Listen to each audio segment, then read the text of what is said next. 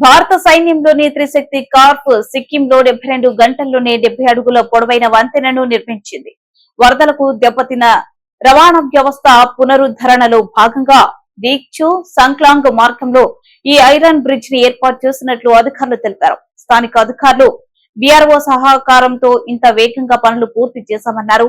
కాగా ఇటీవల సిక్కింలో కురిసిన భారీ వర్షాలతో అనేక చోట్ల రోడ్ కనెక్టివిటీ దెబ్బతింది.